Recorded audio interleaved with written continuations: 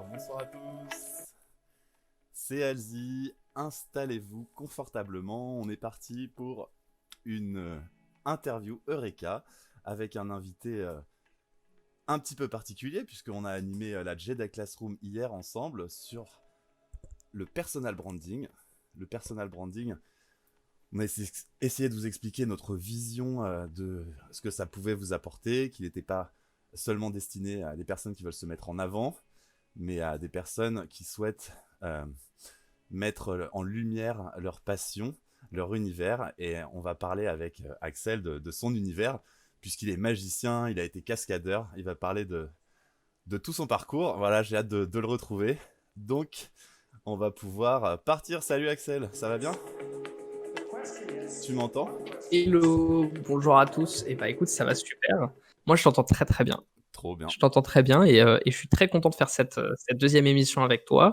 Déjà hier, c'était très cool le personal branding, de parler de tout ça, de donner plein d'outils. Je peux que faire une chose, c'est conseiller aux gens d'aller retourner voir cette émission parce je pense qu'on a donné plein de choses qui étaient trop bien et qui peuvent servir à beaucoup de gens qui suivent Magicien de la communication. Et ça peut leur servir parce que le personal branding, ça fait partie c'est un bon moyen d'être un magicien de la communication en tout cas. Ouais, carrément, hier, on a dit beaucoup de choses dans la Jedi Classroom. On a donné beaucoup d'outils. On a vu un petit peu les différentes plateformes, quelles étaient leurs fonctionnalités, les réseaux sociaux. On a parlé aussi du personal branding qui n'est pas basé que sur sa visibilité sur les réseaux sociaux, mais qui est plus de euh, embrace son univers et se rendre compte de ses passions. Je fais juste une petite parenthèse avant de commencer, du coup, puisque Adibou nous follow, et merci beaucoup Adibou pour le follow. Adibou, c'est un streamer que j'ai rencontré il y a quelques années sur la Paris Games Week, et du coup, bah, je suis super content, super honoré, merci beaucoup. Et puis, du coup, bah, si vous aimez la chaîne, si vous voulez partager, vous pouvez aussi, il y a plein de choses qui se passent. Surtout sur LinkedIn, sur Instagram, voilà, magicien de la communication. Mais ça, vous savez déjà, ce soir, on va se concentrer sur Axel. Du coup, Axel, est-ce que tu peux bah, nous raconter un petit peu qui tu es? On va commencer par là, hein.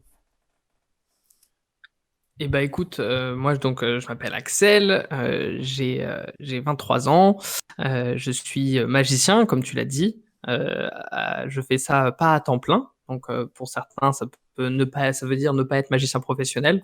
Pour moi, c'est pas parce qu'on fait pas ça à temps plein qu'on n'est pas un magicien professionnel. Heu, mon métier à temps plein, je suis gérant d'une boutique à Paris, une boutique de réalité virtuelle. C'est un petit peu comme une salle d'arcade, comme il y avait dans les années 80, sauf que là, on fait de la réalité virtuelle. Donc on a 12 stations. Vous voyez le petit juste en dessous là, je vois @vrnco.paris. Vous pouvez aller voir ce qu'on fait sur Instagram. On a 12 stations de jeu. Vous pouvez jouer tous ensemble, en collaboration ou à plusieurs. Et en fait, pour moi qui suis pas gamer de base, on le verra si jamais on va assez loin dans mon parcours, que moi les jeux vidéo ça n'a jamais été mon truc. Je suis pas un gamer né, mais en fait la réalité virtuelle, il y a quelque chose de magique à propos de ça et quelque chose où vous rentrez réellement en immersion dans l'expérience et où vous faites vraiment quelque chose de nouveau. Il y a quelque chose de vraiment une expérience à part entière qui est au-delà du gaming, selon moi. Ouais, c'est clair que ça te fait rentrer dans une autre dimension.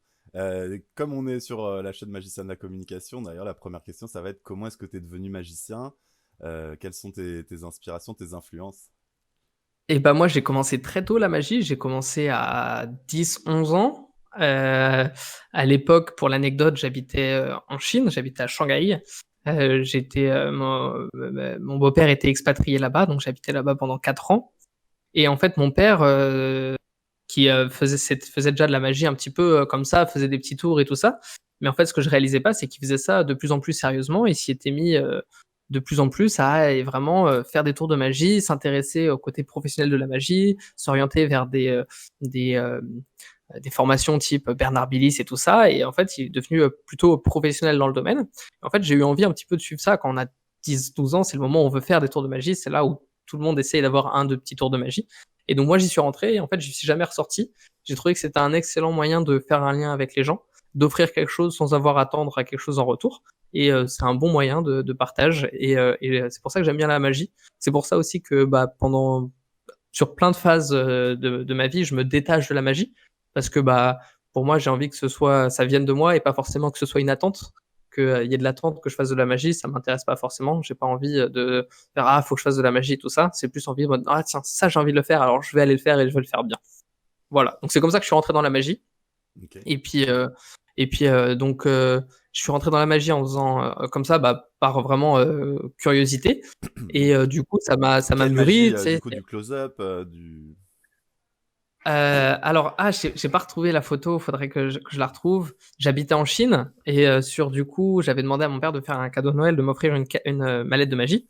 Et avec ma sœur Morgane, on était revenus, du coup, on venait de Shanghai, on avait deux vols retour par an pour revenir en France et du coup voir notre père, voir notre famille et tout ça.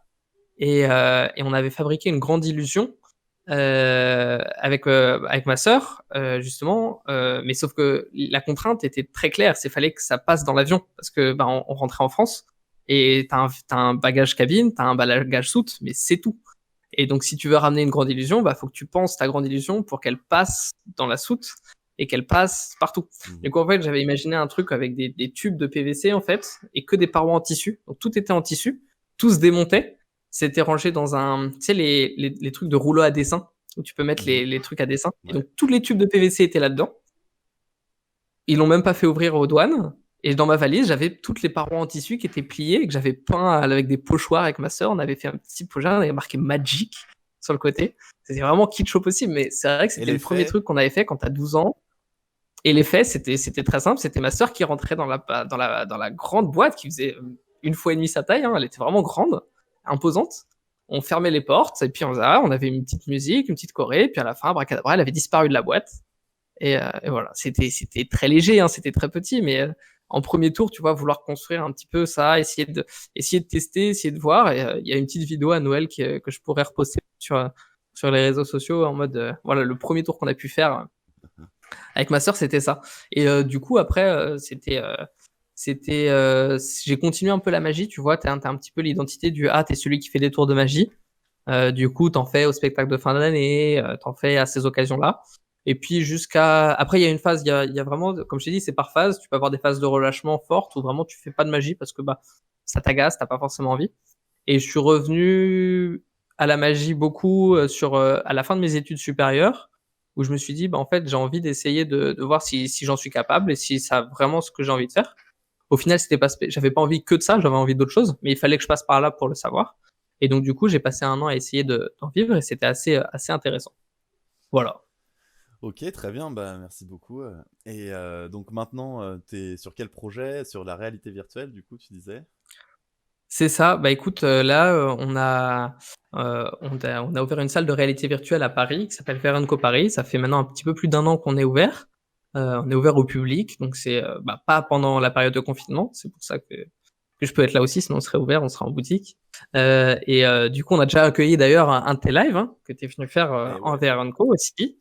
Et puis voilà, c'est une salle d'arcade qui est très cool. C'était un projet qui était assez ambitieux parce que il y a déjà pas mal de boutiques qui font ça sur Paris, qui font ça. Nous, l'idée c'était de mettre un ton différent à ça. L'idée c'était de présenter, de faire quelque chose qui soit en décalage avec ce qui existe déjà. Ne pas avoir le côté gamer, ne pas avoir le côté panthère, rouge, vert, bleu, LED et tout ça. L'idée, c'était d'avoir un côté un petit peu plus, bah, il y a un espace café, il y a une décoration florale dans toute la salle.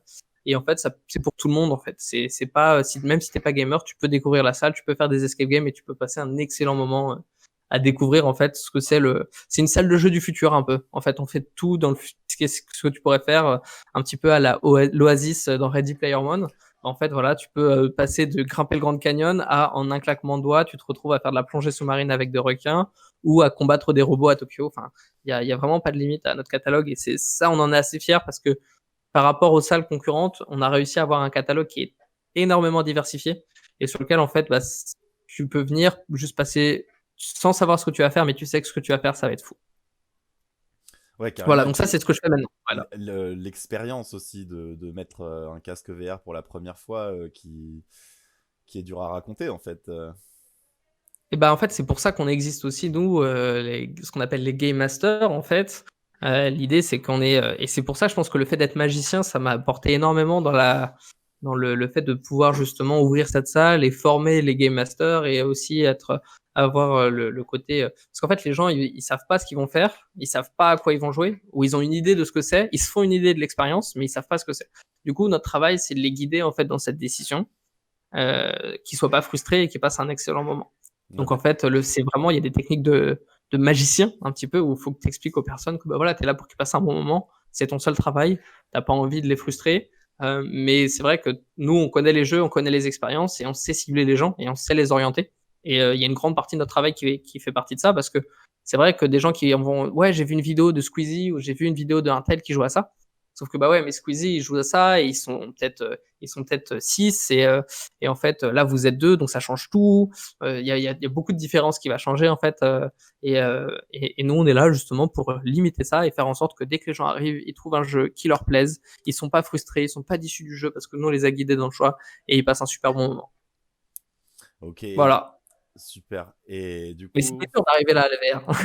On comment? est à la base, comme je t'ai dit, à la base, j'étais pas dans les jeux vidéo quoi.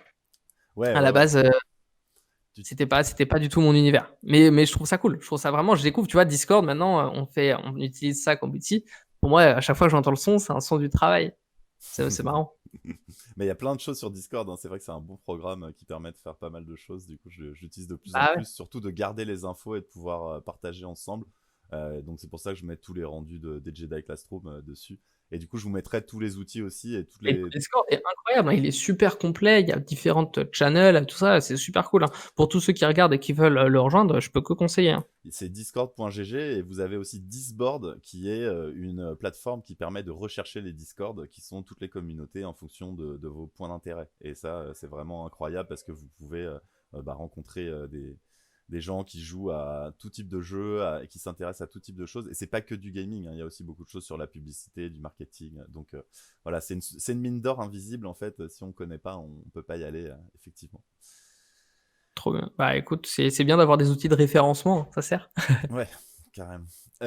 Parlons de personal branding maintenant. Hier, on a beaucoup parlé de personal branding. Et je sais que tu as préparé aussi quelque chose ou derrière toi, peut-être sur l'écran. Ou, Non, mais si jamais on arrive à parler de certains trucs, je me suis dit, bah c'est cool D'accord. d'avoir de quoi illustrer. Si Ok. jamais ça intéresse, Ouais. c'est pas forcément des trucs qui sont super intéressants, mais le personal branding, en fait, ce que je voulais dire par rapport au personal branding, c'est que c'est quelque chose. Gary Vee et toutes ces The 4 Hour Work Week, je l'ai lu quand il est sorti, quand j'étais au lycée. Et c'était quelque chose, c'était mon premier contact avec tout ce qui était ce monde entrepreneurial et tout ça, sur lequel maintenant je trouve ça un peu, j'ai mes réticences, hein, même quand on en parle ensemble, tu vois, on n'a pas du tout le même point de vue, mais et je respecte toujours machin, mais c'est vrai que le point de vue euh, de certains entrepreneurs en fait d'internet, pour moi, c'était quelque chose de tout de suite un peu, on, on sent la magouille. On sent la magouille. Sauf certains, en fait, que j'ai trouvé justement qui avaient une certaine authenticité et sur lequel bah, on se retrouve tout le temps à en discuter. Et ça va être les Gary Vee, les Tim Ferriss. Mine de rien, il a quand même une légitimité qui est forte. Et en fait, je me suis dit, mais en fait, ces gens-là, ils prônent quelque chose, ils ont une certaine légitimité et j'y crois, en fait, à ce qu'ils mettent en avant. Et donc très tôt, en fait, j'ai essayé en tout cas de faire que bah, mon personal branding ou en tout cas ce que je vais essayer de faire ce soit dans la même veine ou en tout cas essayer de ne pas perdre ce que je fais et de capitaliser sur chacune des expériences. Et c'est ce qui fait que bah du coup quand j'ai fini mes études, j'ai fait un BTS conception et industrialisation en microtechnique. Donc tu vois quelque chose qui n'a rien à voir avec le marketing ou quoi que ce soit, mais qui est très ingénieur, hein, comme on pouvait en parler hier. Et avec ce BTS, en fait, j'ai directement essayé de me dire, bah écoute, j'arrête les études. J'ai pas envie d'aller à faire ingénieur parce qu'en fait, j'ai vraiment besoin d'essayer, j'ai vraiment besoin d'expérimenter et de voir est-ce que c'est ça que j'ai envie de faire. Ça m'a pris un an, j'ai passé un an, suivi avec des hauts et des bas, j'avais des jobs à côté. Regarde. Donc ça, c'était une de mes premières prestations. D'ailleurs, ça, si vous voulez suivre, toutes les photos viennent directement de mon Instagram. Instagram, il apparaît en bas. C'est des photos qui viennent directement de l'Instagram parce que bah, j'ai perdu beaucoup, beaucoup, beaucoup de photos et d'archives. Grand mal m'en fasse parce que c'est très, très frustrant parce que j'aime beaucoup documenter. Mais sinon, il y a aussi pas mal qui sont sur YouTube, notamment la fois où on allait au plus grand cabaret du monde, par exemple. Ça, c'était une expérience qui était dingue. La possibilité d'être dans le public du plus grand cabaret du monde, c'est fou. Donc ça, c'était parmi mes premières prestations avec Arthur, qui est d'ailleurs mon colocataire maintenant. Et, euh, et on avait fait une prestation pour l'école des mines. Et le bureau des anciens élèves, ça c'était dans un hôtel particulier, place de l'Étoile. Et donc c'était une presta où il y avait vraiment 30 à 40 personnes et il a fallu, malgré, parce qu'ils savaient que voilà, qu'on était un peu jeunes et on s'était présenté. En fait, on avait monté une association qui s'appelait The Wonder à l'époque, qui est une association de production artistique. Et le but, c'était de se produire en fait entre nous parce qu'on s'est dit personne nous produira jamais. On a 18 et 19 ans, jamais personne nous produira. Et donc en fait, on se présentait sous le nom de cette structure. Et ça nous a permis, mine de rien, d'avoir soit deux, trois petites prestats. Ça a permis aussi de légitimiser pas mal de petits CV parmi la bande d'amis qui avaient rajouté cette petite ligne de trésorier ou de responsable du bureau. Et en fait, ça nous permettait d'avoir un petit peu un côté gestion et une petite structure, ça nous donnait une sorte de contenance. Et donc déjà, ça faisait partie, tu vois, il y avait un côté branding. On essayait d'avoir une image, on essayait de se donner quelque chose. Et à chaque fois qu'on se vendait, on se disait, bah voilà, on est supporté par une association et on n'était pas tout seul, tu vois. Donc ça, c'est une autre image de la prestation. Voilà, Arthur qui avait fait de l'hypnose. C'était sa première prestation en tant que hypnose de spectacle. Et ça s'était bien passé. Hein. Il y avait eu beaucoup de réactions. En même temps, il y avait beaucoup de gens. Donc, il y avait dans la quantité de personnes. Je m'y connais pas beaucoup en hypnose, mais de ce que j'ai compris, c'est plus il y a de monde, plus il y a de chances d'avoir des gens qui sont réceptifs. Et donc, il y avait eu des gens qui étaient réceptifs. Et j'avais très rapidement, je me suis dit, en fait, c'est bien de faire des prestats, mais il y en a trop peu souvent. Et donc, du coup, je me suis mis à donner des cours de magie. Je sais pas si on la voit très bien, la photo, mais sinon, comme je dis, vous l'avez sur Instagram. Ça, c'est une photo de moi avec tous mes élèves de magie. On avait fait un petit spectacle de magie en fin d'année et on avait fait toute une photo tous ensemble. Et c'était très sympa. C'était essayer d'apprendre la magie à des élèves, c'est compliqué, hein, parce que j'avais un groupe à partir des jeunes de 5 ans. Et quand un enfant a 5 ans et que tu lui expliques un tour, il fait ouais, mais en fait, c'est pas magique. Et c'était pas mal, du coup, d'essayer quand même, malgré leur tout, leur dire ouais, mais en fait, ton papa, il vient te chercher, il veut voir un tour, en fait. Donc, débrouille-toi comme tu veux, mais fais le tour. donc voilà, c'était cool, c'est une bonne expérience. J'avais fait ça quoi, 1 an et demi, 2 ans. Et c'était bien sympa comme Magic expérience. Camp Disney+, hein, je le remets dans le chat du coup, puisque Bien sûr, Magic Camp, ça m'a fait totalement penser à ça parce que c'était exactement ça. J'arrivais tous les mercredis et en fait, on faisait des nouveaux tours. C'était une colo, hein, c'était vraiment, ils étaient contents. Et à la fin, ma plus grande satisfaction, c'est il y avait toujours dans chaque groupe, je pense, il y en avait un qui était un petit peu, il faisait le fanfaron, il faisait le kéké, il aimait bien parler fort, il faisait le beau parce qu'il était un petit peu plus âgé que les autres en plus et tout ça. Et le jour du spectacle, devant, donc on avait, donc ça c'est une photo du spectacle, il y avait facile 500 personnes dans le théâtre. C'est le théâtre de la ville, hein, c'était organisé par la MJC, il y avait tous les groupes de tout le monde, donc tous les parents. Donc le théâtre était rempli, en fait, c'était très facile parce que c'était les parents qui payaient les places. Et juste avant de monter sur scène, panique, quoi. Il était stressé, pas possible, en train de pleurer et tout ça. Donc du coup, je suis allé le rassurer, lui expliquer que ça allait bien se passer, quoi, tout se bien. Et à la fin, il est venu voir, il fait ouais, franchement cette année c'était la meilleure année que j'ai pu avoir, c'était vraiment trop bien. J'espère que l'année prochaine je pourrai les refaire. Et la satisfaction que j'avais en moi, qui était de ouf, de se dire purée, quand même, dire que il faisait le beau quand même, mais franchement, il a apprécié quoi. Donc ça, voilà, c'est donner les cours de magie, c'était vraiment une bonne expérience et j'ai vraiment apprécié. Alors, on va voir la photo suivante. Bah voilà, regarde, une autre prestation. Ça, c'était pour l'école. Je sais pas si c'était HEC ou une autre grande école de commerce. Et donc Arthur, toujours mon colocataire, tu vois là cette fois-ci il était en vidéoman, donc il avait la GoPro, la caméra, il était chargé comme pas possible. Et du coup on en a fait une vidéo en fait, et qui était ma vidéo. C'était sur une péniche en fait en face de Notre-Dame. Et donc c'était mon vidéo reel pendant un moment, parce que c'était une belle prestation. Et c'était l'occasion de la filmer. Et puis les clients aussi, je leur avais envoyé la vidéo, ils avaient toujours apprécié. Et donc ça, c'est prendre soin de son personal branding en fait. C'est-à-dire que à mes frais, j'avais dit Arthur, bah écoute, je te laisse un petit billet par rapport à ce que je suis payé sur la presta. Et avec ce petit billet, est-ce que tu peux filmer la prestation? Comme ça, du coup, j'ai une vidéo pour étoffer mon personal branding, avoir un petit peu plus de contenu à partager sur les réseaux sociaux. Et ça, c'était tous les débuts. Hein. À l'époque, je savais pas ce que je faisais. Hein. Je faisais ça parce que j'y croyais, mais j'avais aucune idée de quels outils utiliser. Je pense qu'à l'époque, je montais encore sur Sony Vegas.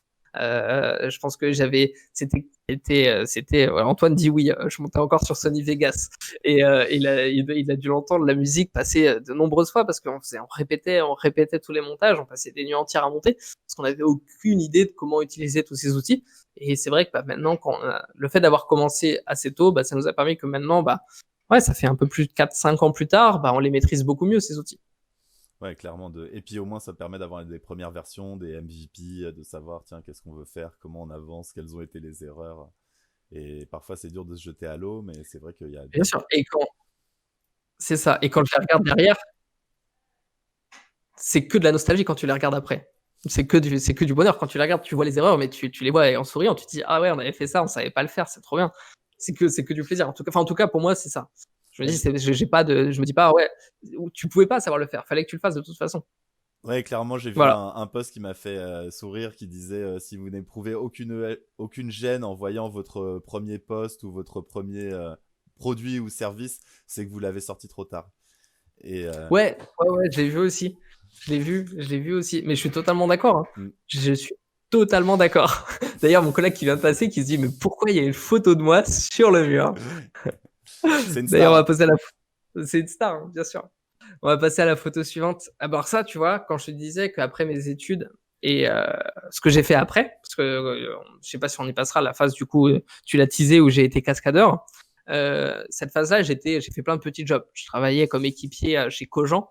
C'est-à-dire, c'est comme si tu travaillais chez McDo. J'étais ouvreur dans un théâtre. Et en fait, là, sur le toit d'un théâtre parisien. Je vais pas citer le théâtre. On avait fait un repas d'équipe en fait, et on était allé sur le toit en fait. Les techniciens nous avaient ouvert en fait l'accès à la coupole. On était monté dans le théâtre et on était monté sur le toit.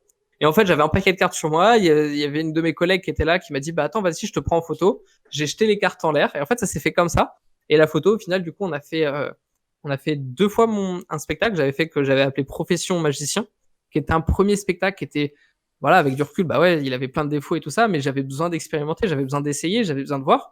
Et c'était un petit peu comme Chris Ramsey, il dit, c'est le genre de magic show où t'assembles en fait, t'assembles ce qui existe en magie et tu le mets à ta sauce, mais c'est pas un show à la David Blaine et tout ça. Ouais. Mais c'est un bon moyen de démarrer en fait. Il y a besoin de passer par là pour moi. C'est une photo à Et la David Blaine aussi, hein, ouais. ou à la Et du coup, Dynamo. j'avais fait aussi à cette occasion, je m'étais fait, donc du coup, j'avais trouvé, tu vois, j'étais dans la pleine période en mode mon personal branding. Qu'est-ce que je veux faire? Qu'est-ce que je veux? Je fais des vidéos de temps en temps, j'ai fait des vlogs. On a 3-4 mois de vlogs qui sont sur YouTube, où justement, bah, j'essayais justement de me dire, bah, écoute, si les gens, je veux qu'ils viennent à mon spectacle, je vais essayer de faire des vidéos. Peut-être il y a des gens qui les verront, ou peut-être pas.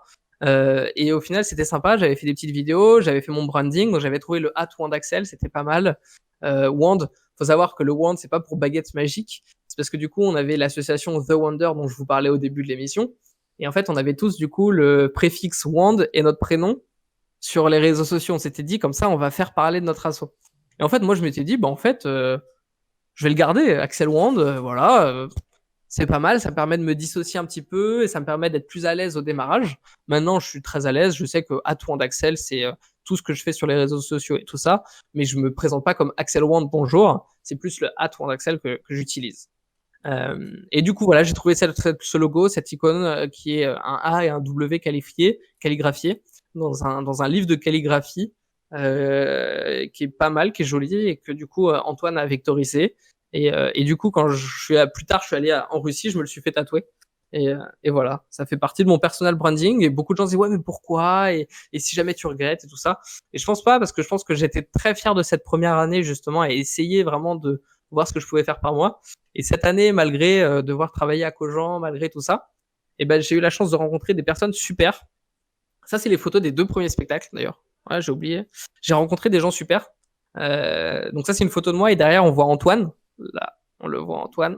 On le voit, il est partout. Hein. Il est partout. On peut pas le lâcher. C'est une équipe. C'est une équipe. Hein. Le personal branding, on a beau, mais tout ça, ce serait pas possible si j'avais fait ça tout seul. Hein. On a beau dire personal branding, mais c'est le fait de travailler en équipe, c'est le fait de travailler et avec toi, Jérémy, et avec plein de gens autour qui sont là aussi et qui y croient. Et je pense qu'on pourra y revenir parce que c'est une notion qui est super importante, c'est de savoir s'entourer, pardon. Je pense il y a un adage populaire qui dit on est la somme des 5 personnes qui nous entourent. Et j'en suis persuadé. On est la somme des 5 personnes qui nous entourent. Et parfois, c'est difficile parce qu'il y a un prix difficile à payer de choisir de ne pas s'entourer de personnes qui sont négatives, qui sont pas positives à notre évolution. Et moi, j'ai fait ce choix de m'entourer de personnes qui croyaient en ce qu'on essaye de construire. Et parce que ce qu'on essaie de construire, ouais, c'est compliqué, ouais, c'est grand, ouais, c'est pas forcément très clair.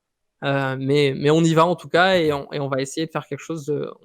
On a l'idée globale, on sait comment on veut le faire et tout ce qu'on fait de toute façon, on sait qu'on y va. D'ailleurs, je me suis fixé un objectif.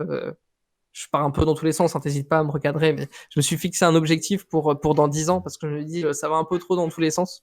Et je me suis dit que dans 10 ans, il faut que je sois sur la Lune. Ah ouais. Je me suis dit que c'est bien comme objectif. Si tout ce que je fais dans ma vie me permet de me diriger vers aller sur la Lune, c'est pas mal. Et même pour ne serait-ce qu'être, ne pas être malheureux, c'est un bon outil parce qu'en fait, si la seule chose que j'ai pas réussi dans ma vie, c'est ne pas être allé sur la Lune, et ben je me dis bah c'est pas grave. Au moins j'aurais fait plein d'autres choses qui sont cool. Et comme on parlait hier, ce qui importe c'est vraiment it's about the journey and not The the journey. destination. Ouais. Et moi, la journée qu'on a en ce moment, elle est trop cool, comme je t'ai dit. Hein, tu l'as dit, j'ai été cascadeur en Chine. Enfin, c'était une chance qui pour moi était, voilà, j'ai pas l'air d'être j'ai pas la carrière nécessaire et c'est vrai que c'était une opportunité dingue pour moi. Et donc du coup, ouais, comment j'ai eu cette possibilité d'être cascadeur bah là, c'était à l'anniversaire de mon mentor en tout cas en magie et d'un parrain spirituel pour la chaîne YouTube Divisiacus. Ah, tu vois, j'ai essayé de préparer, mais tu vois, il y a tellement de trucs qui se superposent que j'ai oublié de parler de Divisiacus. Donc là, c'était à l'anniversaire de Jean-Charles Briand, qui est le parrain de Divisiacus et qu'on a rencontré en fait parce qu'avec Antoine, du coup, on avait rencontré donc Pierre-Yves Ruellan, qui est le propriétaire de la boutique de magie Abracadabrez à Rennes, qui est une boutique historique de magie que je recommande à tout le monde. Vous avez honnêtement, hein, si vous voulez vous mettre à la magie, si vous voulez acheter des tours de magie ou acheter des petits accessoires, des petits puzzles et tout ça, Abracadabrez, non seulement vous avez sincèrement, j'ai l'impression de faire un promo, un plugin téléachat, mais en fait, vous avez juste, c'est là où c'est le moins cher sur toute la France. C'est-à-dire que tu peux regarder tous les prix, c'est là que c'est le moins cher pour acheter des tours de magie. Et honnêtement, c'est la boutique de magie où vous avez le plus de contacts et où vous passez un excellent moment, en fait. Pierre-Yves, il est humain et c'est super cool. Et en fait, on l'a rencontré à une conférence qui était en Bretagne. Et on lui a dit, écoute, tu te mets pas sur YouTube, nous on y croit, nous on essaye, on expérimente en ce moment. Va sur YouTube, fais des vidéos où tu parles des tours de magie et tu verras, il y a des gens qui vont acheter tes gimmicks en fait, un peu plus quoi. Et il me fait ouais mais j'ai pas le temps en fait, c'est compliqué. Et du coup avec Antoine on a dit bah écoute c'est quoi, nous on lui avait acheté un gimmick 3 jours avant. On lui fait écoute ce gimmick là, on te fait un pilote. Si le pilote te plaît, tu nous donnes les tours de magie et nous on te fait les vidéos. Et donc en fait, Divisiacus, c'était un travail purement bénévole. En fait, on recevait les gimmicks, faisait les vidéos sur la chaîne Divisiacus, donc un peu comme YouTubeuse Make-up ferait pour des critiques de make-up. On faisait des critiques de tours de magie. On a fait ça pendant 1 an, tous les lundis à 18h. Faut savoir qu'au début, on tournait, on n'avait pas de caméra, on n'avait pas de micro. On avait un set de lumière parce que je sais même plus pourquoi. On avait des lumières, on va savoir, on avait des lumières. Et du coup, on a utilisé totalement, on empruntait une caméra, on a filmé parfois au téléphone, mais il fallait que le lundi à 18h, parce que l'algorithme de YouTube disait qu'il fallait être récurrent, il fallait qu'il y ait la prochaine review. Et donc on faisait et à chaque fois on regardait la vidéo, on la postait, on se disait bon ok, la semaine prochaine il faudra corriger ça quand même parce que franchement on était mal cadré, on n'avait pas le temps de le reproduire. Mais c'est vrai que cet entraînement d'avoir fait 52 émissions pendant 1 an, bah, en fait, on s'est amélioré en montage, en storytelling, à être à l'aise à parler à la caméra. Et du coup, on est arrivé à rencontrer aussi, on s'est dit, bah, on s'adresse aux magiciens. Qu'est-ce qui peut intéresser aussi les magiciens? Des interviews. Donc, il faut qu'on rencontre des magiciens. Donc, Pierre-Yves Roland nous a donné le contact, en fait, de Jean-Charles Briand, qui sortait en plus un nouveau jeu et qui était vraiment cool, qui est le Maiden Market Deck. Je vais pas en dire plus, mais qui est vraiment un outil incroyable pour les magiciens.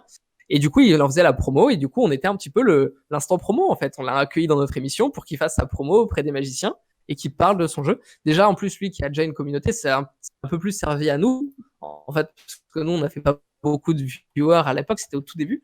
Mais il a cru en nous, il a dit, je veux être parmi les premières personnes qui viennent dans cette émission parce que je crois en ce que vous faites. Et c'était trop cool en fait. Et du coup, à son anniversaire, à Jean-Charles Briand, j'ai rencontré Stéphane Denis, qui est le bras droit de Frankie Zapata, qui fait donc Frankie Zapata qui a traversé la Manche, qui était au défilé du 14 juillet et tout ça. Et en fait, ils ont un show de flyboard en Chine. Donc, la photo est toute petite, hein, mais encore une fois, elle est sur Instagram. Donc en fait, là, on voit qu'il y a des flyboarders, il y a 150 drones dans le ciel qui forment un dragon. C'est le plus beau show aquatique, enfin le plus beau show live show nommé par l'IPAA. Donc j'ai un petit peu, voilà, j'ai dit à Stéphane Denis, voilà, j'ai envie de travailler, j'ai envie de faire ce job, j'ai envie d'être performeur. Voilà, regarde, je tâtonne, je sais que c'est pas faire là que je veux aller, j'ai envie d'être performeur. Et ça me l'a confirmé en allant là-bas. J'ai eu envie d'être performeur, c'est ce que je voulais faire. Du coup, je suis parti là-bas pour travailler pendant 6 mois. J'ai travaillé sur le spectacle de Frankie Zapata à Zhuhai, donc qui est juste en face de Macao. Et juste avant de me faire expulser. Grosse aventure. Et c'est pour ça que je suis rentré. Grosse rupture. Je suis rentré en France. Grosse aventure. Et bah ouais, parce que les gens se pensent en mode, bah oui, c'est bon, t'es performeur, tu travailles à l'autre bout du monde, tout est facile. Non, c'est pas facile. Je fais souvent la comparaison où dans les films, vous voyez mec, c'est un génie, Antoine. Regardez. Incroyable. Incroyable. Comme ça, je manque pas de m'hydrater. Vu que je parle trop, ils savent que je parle trop. C'est bien, il faut prendre de l'eau. Non, en fait, vous voyez, tu vois, dans les films, t'as ces moments où tout se passe bien dans le film, genre 40 minutes avant la fin, tu sais, juste avant la grosse rupture, tu vois, dans le chemin narratif d'un film. Ouais. 40 minutes avant la fin, tu sais, t'as un mash-up de montage avec une petite musique en mode tout se passe bien, la vie est belle, tu sais. Ça dure 5 minutes. T'as tous les Tu sais qu'il va se plans qui passer se passent quelque trop bien. chose. Et tu sais qu'il va se passer un truc. Mais en fait, ça, c'est le plan où tout se passe bien, de un, il n'existe pas. Ça sert à rien d'essayer de le chercher. En tout cas, moi, je l'ai pas trouvé. Si quelqu'un là, dites-moi, vous êtes trop fort. Par contre, moi maintenant, quand je regarde en arrière à toute cette aventure d'être en Chine, de m'être fait expulser, d'avoir perdu mon téléphone, perdu mon passeport, perdu ma carte bleue, avoir été bloqué avec ma petite amie de l'époque, avoir les valises, rester bloqué à la douane, se connecter au wifi de la douane, enfin, une aventure qui est rocambolesque. Et ben en fait, là, je la vois, à ce moment-là, je la vois l'aventure comme un petit moment comme ça en mode, c'était fou, c'était fou ce qui nous est arrivé. Mais sur le moment, ça se passe pas comme ça. Et tout comme sur le moment, travailler dans le plus beau spectacle du monde, bah il y a des côtés difficiles, il y a des côtés sur lesquels tu essayes d'être à la hauteur et c'est compliqué. Donc moi, je me suis fait expulser pas pour des raisons c'est juste des raisons administratives totalement. Mon passeport qui n'était pas à jour et qui avait une erreur de passeport d'ailleurs que j'ai corrigé depuis et tout se passe bien. Et voilà. Maintenant tout se passe pour le mieux, mais c'est vrai que je voulais mettre le point sur ce côté de non, ça existe pas, le côté où tout se passe bien et tout ça. Oui, quand tu le regardes en arrière, c'est cool, mais sur le moment, c'est difficile. Et je pense que c'est ça aussi, hein. Si c'est pas difficile sur le moment, le fait que ce soit difficile sur le moment, ça montre l'importance de la chose et ça montre le côté grand aussi de ce que tu fais, je pense. Enfin, en tout cas, ouais, c'est ce que j'essaie de m'appliquer aussi comme morale, de me dire, bah écoute, force-toi un peu, sors de ta zone de confort. Je sais pas ce que tu en penses, si tu vois l'idée que j'essaie de. Bah ouais, c'est tout à fait. Bah, le personal branding et la régularité dont tu parlais, c'est un petit peu ça. Tu cherches à créer du contenu, du coup, du contenu que tu vas C'était tout, améliorer. tout était ça, tout était l'objectif. Voilà, du contenu au fur et à Tout... mesure, grâce au personal branding. Alors, dis-nous un petit peu quelle plateforme. Donc, tu as dit que tu utilisais Diviciacus sur YouTube. Tu as aussi un compte Instagram. Donc, en fait, tu utilises plein de plateformes différentes. Et ce qui est intéressant hier et ce dont on parlait, c'était comprendre les mécanismes de ces différentes plateformes pour moins les subir. Est-ce que tu peux nous détailler un petit peu ça et comment tu l'appliques toi à tes Ouais. projets? Alors moi, c'est vrai que là-dessus, on en parlait ensemble. Je donne un peu des secrets de nos conversations privées, hein, tu m'en veux pas. Pas du tout. C'est que tous les deux, on fait de l'expérimentation. On se lasse très vite. On a envie de toujours expérimenter. Et c'est vrai que du coup, j'ai tendance à, une fois que je vois que j'ai déconstruit le système, je passe à autre chose. Donc on va voir que le système de Divisacus est une niche qui est très très petite. Et une fois qu'on avait eu les 3 plus grandes boutiques d'Europe en partenaire, on s'est arrêté avec Divisacus, à tort ou à raison. En fait, c'est une question de priorité aussi. C'est-à-dire que Divisacus, faut pas oublier que pour nous, c'est quelque chose qui nous rapportait rien. D'ailleurs, on en a fait une vidéo, c'est la dernière vidéo sur la chaîne YouTube. On faisait ça totalement par passion. Donc, on faisait ça vraiment parce qu'on pouvait se le permettre. On avait des travails à côté qui nous demandaient pas trop de temps. Et à partir du moment en fait où je me suis fait expulser de Chine, et d'ailleurs à partir du moment où je suis allé en Chine, en fait, c'était beaucoup plus compliqué de continuer les vidéos parce que j'avais un travail qui était très prenant. Ouais. Le spectacle à Zhuhai, il y avait 2 shows par jour, tous les jours, 365 jours par an. C'est-à-dire que tu peux pas, c'est très difficile d'avoir des choses à côté. Et mine de rien, c'est très physique. On fait du 70 km/h sur une profondeur d'eau de 2 mètres, c'est compliqué. Mais c'était très cool aussi parce qu'on avait quand même, on se faisait des appels avec Antoine, je me souviens, qui était resté à Paris. On se disait, mais faudrait qu'on essaye, il faudrait qu'on arrive à reprendre les vidéos. D'ailleurs, quand je me suis fait expulser de Chine, j'avais 24 heures pour quitter le territoire. Pour te dire à quel point j'étais obsédé par le personal branding. Hein. J'ai 24 heures pour quitter le territoire. Je suis allé du coup avec ma petite amie de l'époque. On avait passé 7 jours en Thaïlande parce que c'était le moins cher et qu'on avait déjà des billets parce que normalement j'étais pas censé me faire expulser. On avait des billets parce que c'était mes jours de repos. On est parti là-bas, on est revenu à l'aéroport de Macao. Et je me suis dit, mais en fait, il y a aucun... Et donc là, j'avais plus le droit de retourner en territoire de Chine parce que je m'étais fait expulser. Par contre, ma petite amie de l'époque avait 2 entrées sur le territoire. Et du coup, je l'attendais au poste de douane à Macao. Je lui avais dit, va récupérer le reste de nos affaires qui sont à l'appartement. Donc, toute seule.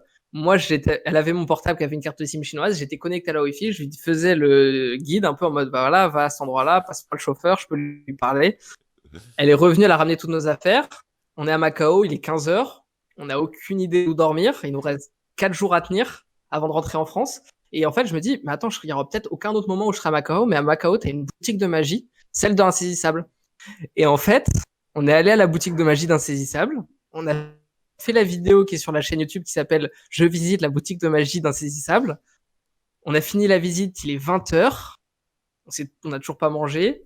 Le matin même, on était à Bangkok, on ne sait pas où dormir. On est avec toute notre vie sur nous et je viens de me faire expulser de Chine. Du coup, j'ai perdu mon travail dans l'histoire. Du coup, on cherche des hôtels, on regarde, on se connecte. Le mec de la boutique adorable nous donne la Wi-Fi pour qu'on cherche un hôtel. Puis on voit qu'en fait, les hôtels à Macao, c'est Las Vegas en fait. C'est hors de prix. Du coup, il nous dit, bah, allez à Hong Kong.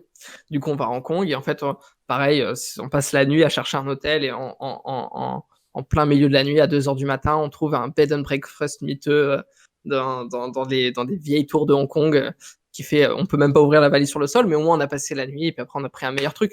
Mais c'est vrai que l'obsession, c'était, je peux pas quitter Macao si j'ai pas fait cette vidéo.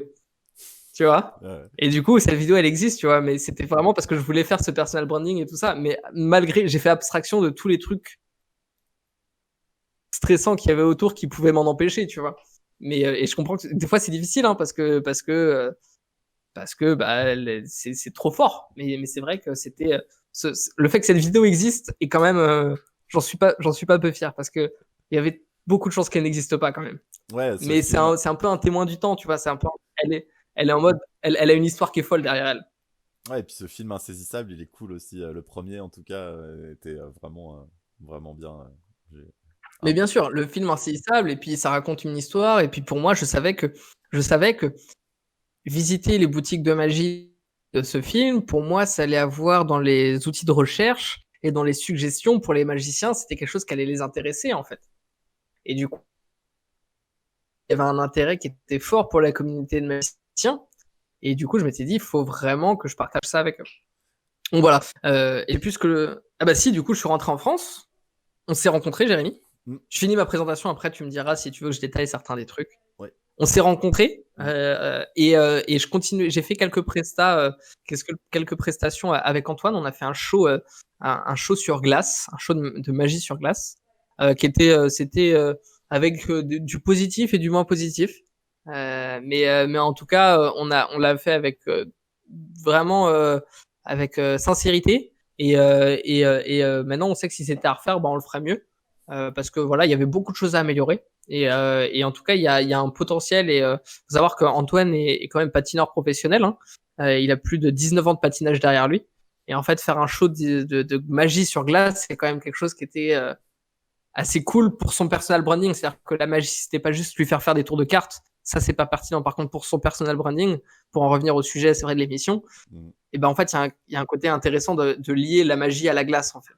Et du coup, on a eu la possibilité de se produire sur 2 dates, une à Marseille, une à Lyon, qui était très sympa. D'ailleurs, on a rencontré des patineuses qui sont exceptionnelles, les Sister Ice, si vous voulez les suivre sur Instagram, c'est très sympa ce qu'elles font. Des patineuses très douées et qui vivent du patinage et qui sont très créatives dans ce qu'elles font. Voilà, Sister Ice, allez regarder. Cool. Et ensuite, la première fois que j'ai travaillé avec toi. Et oui, on est parti quand même à l'autre bout du monde. on est parti travailler ensemble à Oman. Ouais. C'était pour moi ma première prestation de magie, cette fois-ci à l'international, parce qu'il faut savoir que ce que je faisais en de performeur, de cascadeur, et là c'était vraiment une prestation de magie, et c'était une superbe expérience. Avec, pour moi, c'était une découverte qu'on a réitérée un an après. Non, entre temps, j'ai continué à faire des petites prestats de mon côté, donc notamment pour le groupe Sandro, Mage et Claudie Pierlot. C'est les marques de vêtements pour femmes qui ont leur siège à Paris. Et je faisais des prestations dans un bar. Je faisais pour pas grand chose, hein, mais je m'étais dit, j'avais mes petits stickers et je me dis, si je vais faire la magie dans des bars le soir pour pas forcément grand chose, ben, je vais rencontrer des gens qui auront envie de me payer pour ça.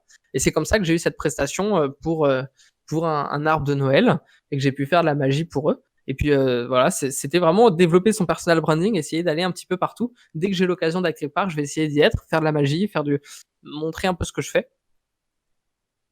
Et puis là, on a réitéré un an après, sur l'année dernière, un rallye avec Jérémy, un rallye de prestations pour Adam Wonder sur trois dates en 4 jours, dont une au sud de Dubaï, quoi. Dont une Et, au Koweït. et une à Aix-en-Provence. Donc c'est-à-dire qu'il y a eu, Il y a eu du gros il y a eu mouvement en quelques jours et une bonne empreinte il y a eu de la carbone. Et il faut logistique. savoir que Ouais. c'était des shows digitaux du coup de Aden Wonder, qui est mon agence d'événementiel et de magie pour les entreprises.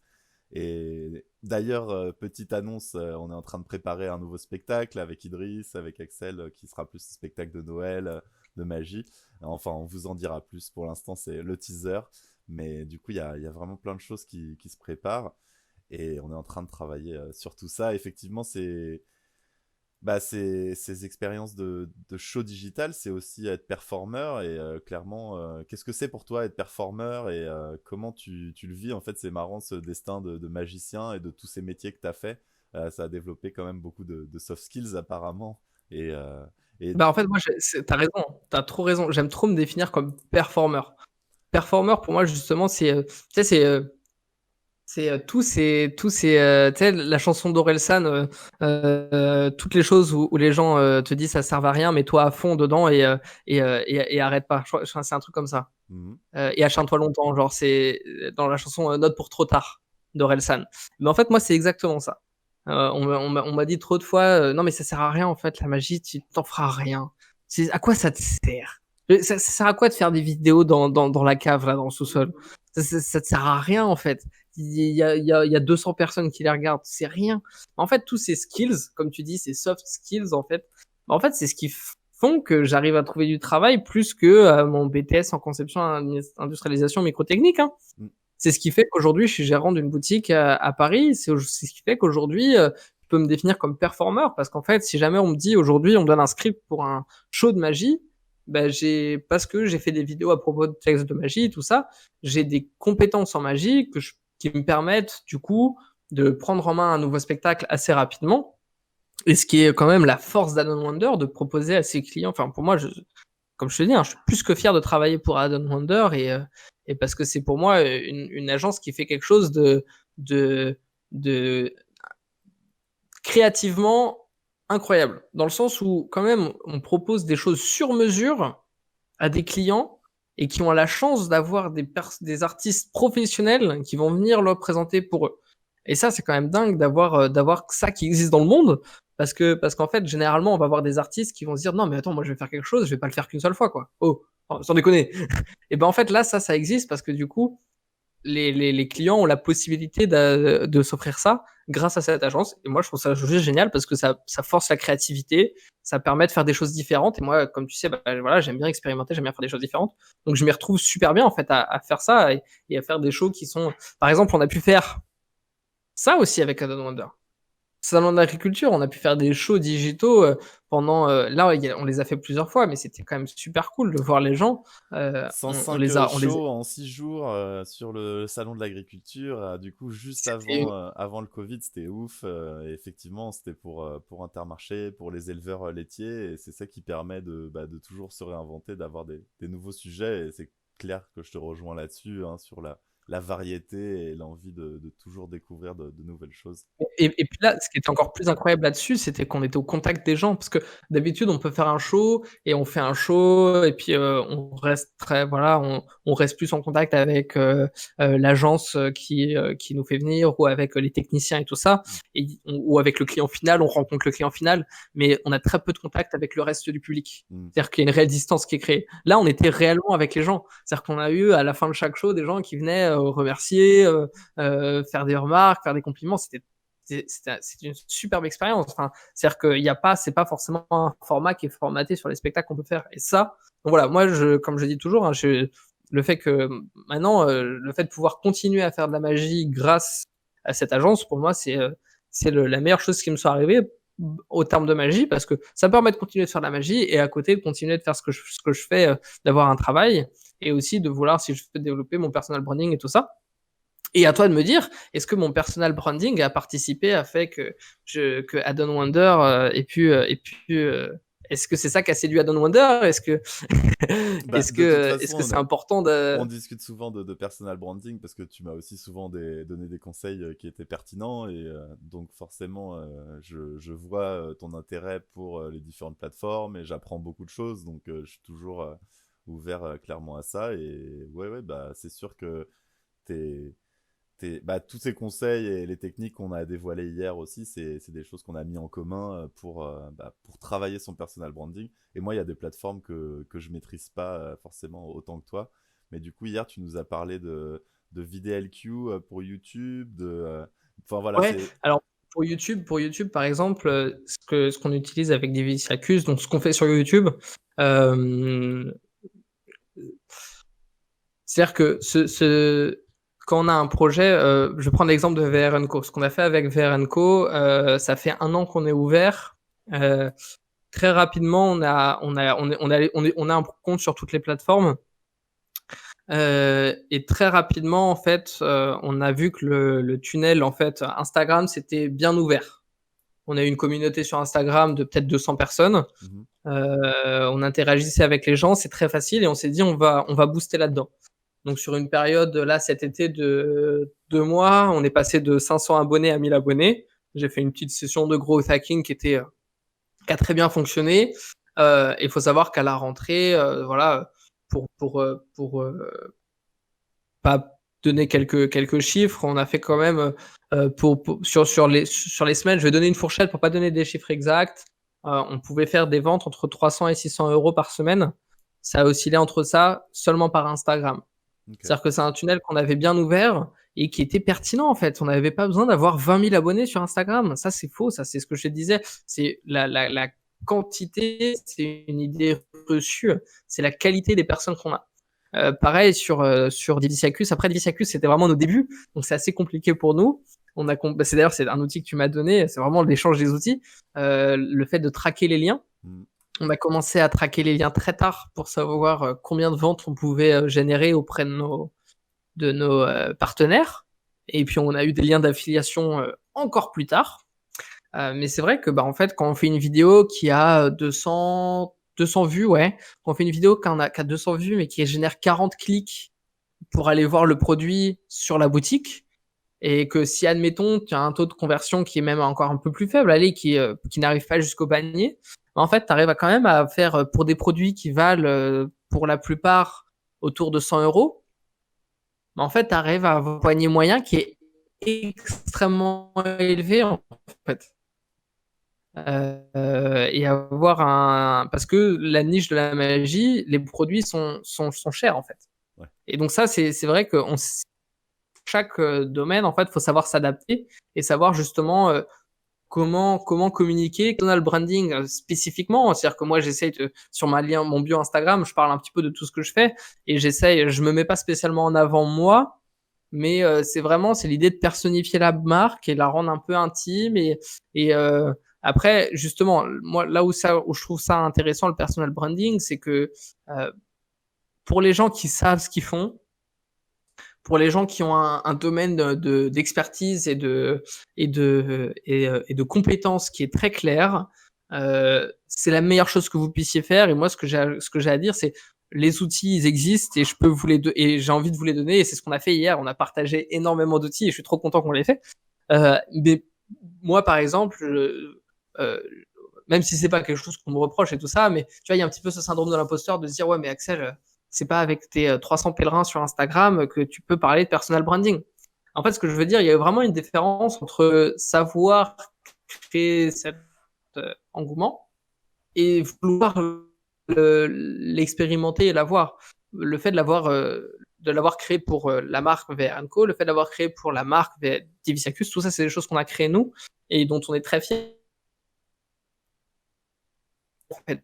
Et si jamais, mais j'ai pas spécialement l'intérêt de vouloir le faire à mon nom ou un d'Axel, je le fais de me dire, vas-y, là, pendant 3 mois, je monte, je monte à 5000 abonnés, je serai content, j'ai 5000 abonnés Insta. Pour moi, en fait, mon personal branding personnel, c'est plus du long terme avec tous ces projets que je peux faire, qui sont Divisiacus, VR &Co. Et en fait, le fait qu'il soit plus lent, plus progressif, je pense qu'aussi, il sera plus impactant dans 10 ans, tu vois, quand je serai sur la Lune, il sera plus impactant. Et c'est ce qu'on disait, hein, c'est soit tu prends les marches, soit tu te fais catapulter, mais je pense que je préfère aller lentement, voir ce qui se passe. Et à ce moment-là, et je pense que c'est un chemin qui est peut-être un peu trop sûr, mais qui mine de rien, ça reste un chemin où on avance, je pense. Bah, et tu fais les choses aussi beaucoup à la main, beaucoup toi-même. Donc, du coup, Mmh. tu maîtrises aussi, tu as le contrôle aussi sur ce que tu veux faire, comment tu le fais, quoi.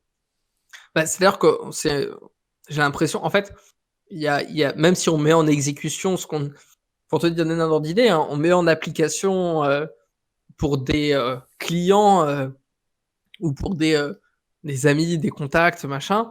Les conseils qu'on donne, c'est des conseils qu'on a. Quand je te dis on, hein, c'est parce que justement, pour moi, le personal branding, c'est ce que je fais avec tous les gens qui m'entourent, c'est ce que je fais avec toi, c'est ce que je fais avec Antoine, c'est ce que je fais. C'est toute une réflexion, c'est tout un brainstorming. C'est une équipe et tous les conseils qu'on peut se donner entre nous, c'est des conseils. Je trouve que pour moi, c'est des conseils que j'ai vu passer une première fois il y a 3 mois. Tu fais un petit peu ton research, t'expérimentes, tu vois ce qui se passe et après je peux les passer, on peut voir ce qui ça marche et on peut les mettre en application. Il y a vraiment ce côté en mode vraiment A/B testing comme tu disais hier, c'est-à-dire c'est vraiment dans cet esprit-là, pas d'y aller bêtement. Il y a un réel côté, c'est très structuré mais de rien. C'est pas juste mettre une photo sur Instagram, c'est pas juste ça. Hein. Il y a une réelle ouais, un réel professionnalisme derrière. Alors, tiens, 2 questions en fait. Comment est-ce que tu apprends une plateforme? Bonne question. Quelle plateforme utiliser, tu vois, et comment tu sais qu'est-ce qu'il faut utiliser? Euh, moi, je pense que c'est ce qu'on disait hier aussi. Chaque plateforme a un petit peu ses spécificités. Chaque plateforme a un petit peu ses forces et ses faiblesses. Et en fait, ça dépend de votre domaine d'activité. C'est vrai que pour nous, tu vois, en réalité virtuelle, à Paris, donc on a une boutique physique, nos besoins étaient très spécifiques, par exemple. Nous, on fait pas du dropshipping. Hein. J'ai rien contre le dropshipping, mais c'est-à-dire que nous, on peut pas vendre à n'importe où dans le monde à n'importe qui. Nous, on s'adresse à une cible de personnes qui est très, très, très, très, très précise. Mhm. Du coup, en fonction de ça, on a des besoins qui sont totalement différents que quelqu'un qui, par exemple, va vendre des leggings qui sont imprimés avec les motifs que tu veux parce qu'il a le contact de l'usine en Inde. Je sais pas, tu vois. Si cette personne-là, elle peut vendre n'importe où dans le monde, elle a aucun stock, elle fait à la demande et c'est automatiquement lié sur son site internet. Cette personne-là, elle n'a pas du tout les mêmes besoins que nous on a en fait. Et je pense qu'en fonction de justement notre domaine d'activité et de justement d'avoir une bonne connaissance de chaque plateforme et de leur méthode de fonctionnement et de qu'est-ce qui fait qu'une plateforme qu'est-ce qui fait qu'une plateforme, par exemple, elle a cette communauté-là? Qu'est-ce qui fait que comment elle présente ses informations? Comment elle fait un feed, elle construit son feed et tout ça? Et ben, en fonction de ça, on va très, très naturellement, en fait, il y a 1 à 2 plateformes qui vont sortir assez rapidement, en fait. Ok, ouais, donc c'est comme ça que tu définis quelle plateforme tu vas utiliser. Du coup, je sais que tu utilises un petit peu TikTok. Ça, c'est pour un de tes nouveaux projets, non?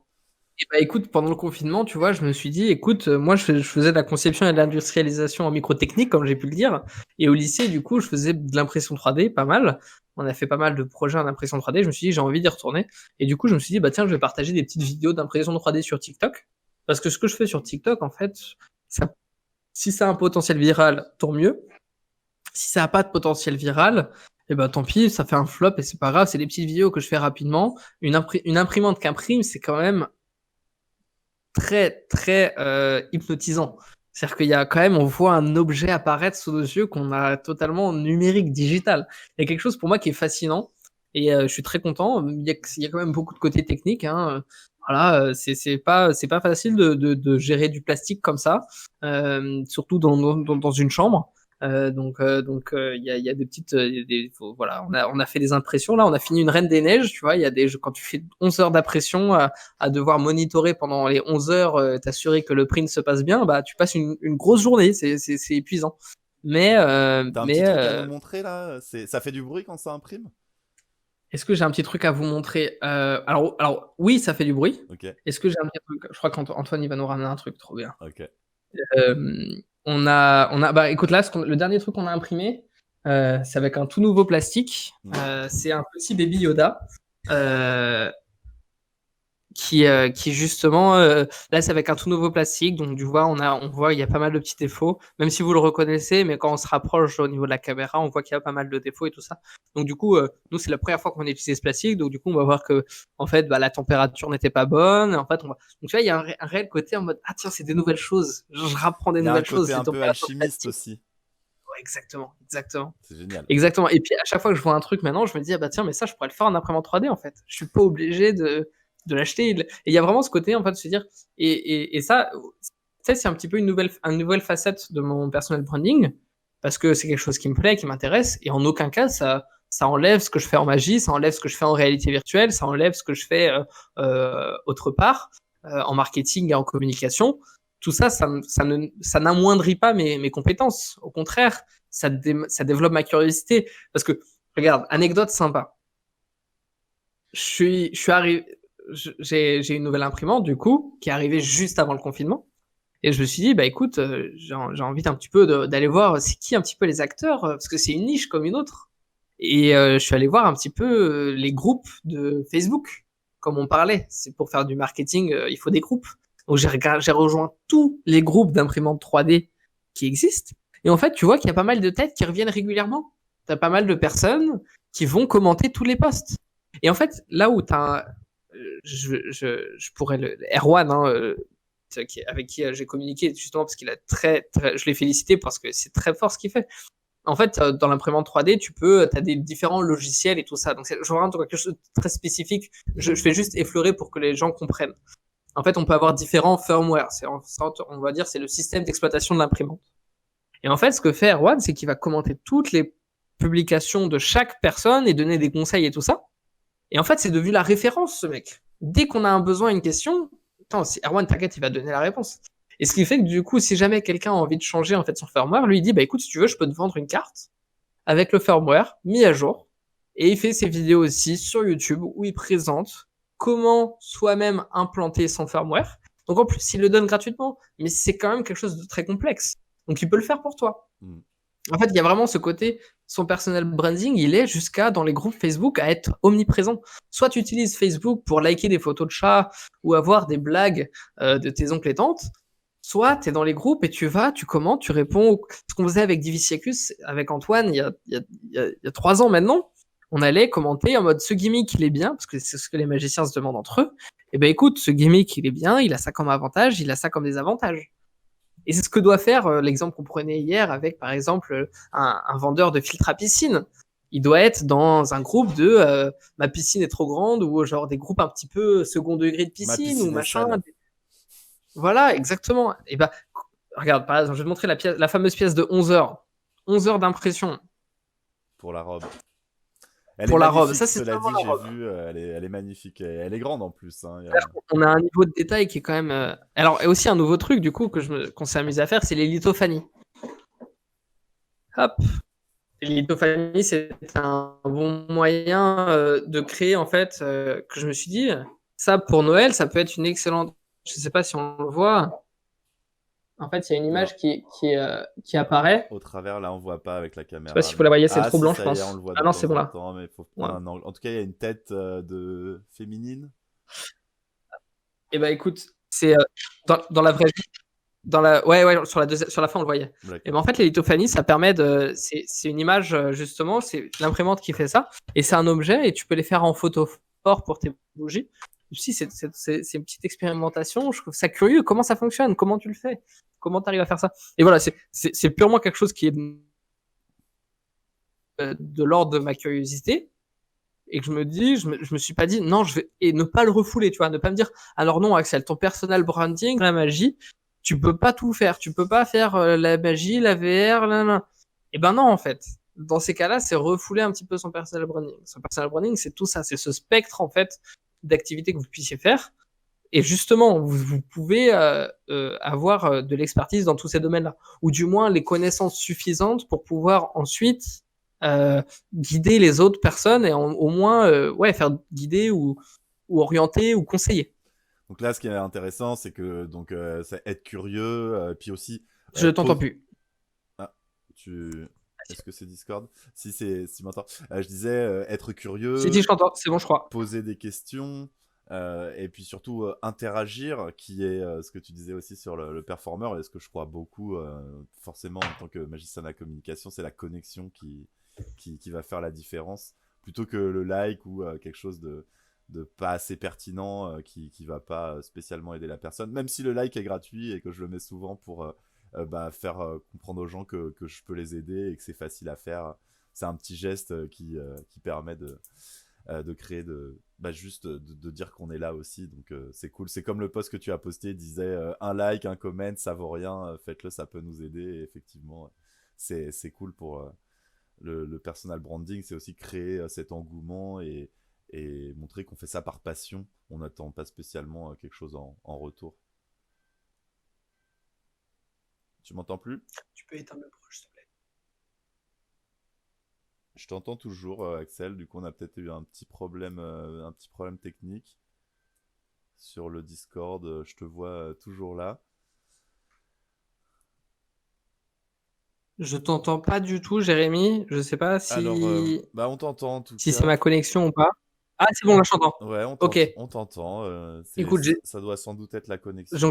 Il y a eu un petit souci. Je faisais un petit wrap-up aussi de tout ce qu'on s'était dit.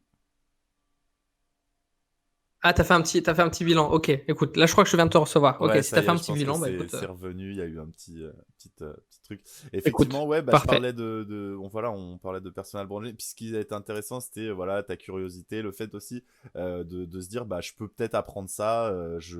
Comment on fait je vais aller chercher sur les groupes.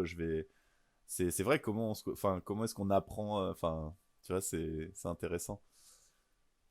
En fait, je pense que les gens au fond d'eux, ils le savent.